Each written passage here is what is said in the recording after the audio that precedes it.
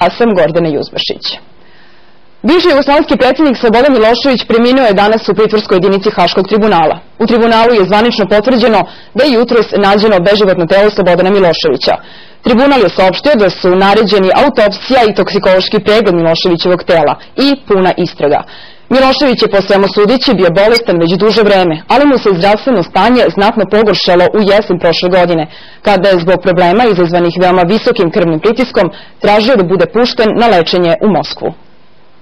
Portparol Haškog tribunala Kristijan Šartije za BBC kaže da je jutros, kada je uobičajeno vreme otvorio ćeliju, čuvar na krevetu otkrio beživotno telo optuženog.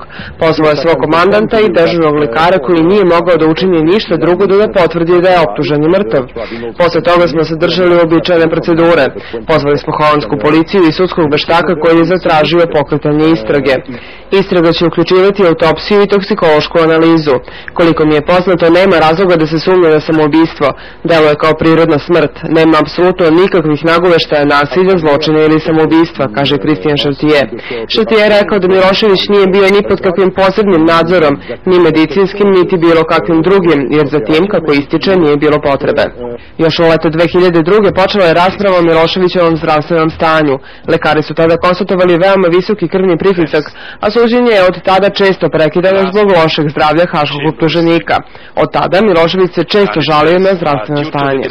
Da li je vama jasno da ste vi svojim merama neposredno i sistematski pogoršali stanje mog zdravlja? 24. februara sudsko veće Haškog tribunala definitivno je odbilo Miloševićev zahtev da privremeno bude pušten iz sudskog pritvora u Moskvu na lečenje. Na tu odluku Milošević je čekao čitava 2,5 meseca.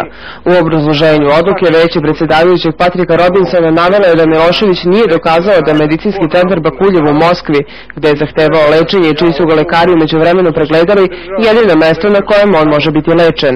Pored toga, veće je zaključilo da uprkos garancijama ruske vlade nije izvesno da bi se vratio na kraj suđenja jer je optužen za teške zločine jer mu preti duga zatvorska kazna. Prethodno su ga početkom novembra pregledala 3 lekara po njegovom izboru, među kojima je bila i doktorka Margareta Šumilina sa instituta Bakuljev, specijalista za krvne sudove.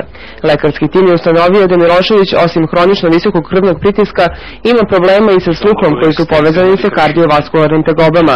Na osnovu urađenih pregleda može se zaključiti da je zdravstveno stanje pregledano ozbiljno ugroženo sa mogućnošću nastajanja ozbiljnih komplikacija.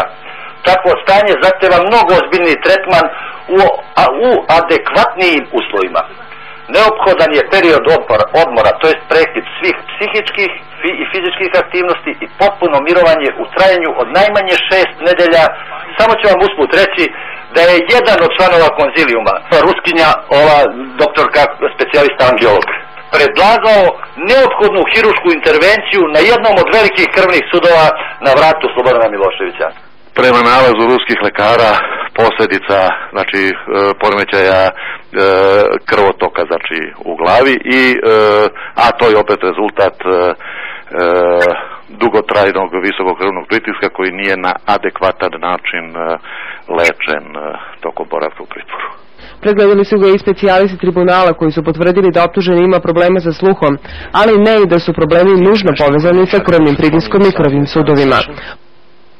Moj muž je ubijen, izjavila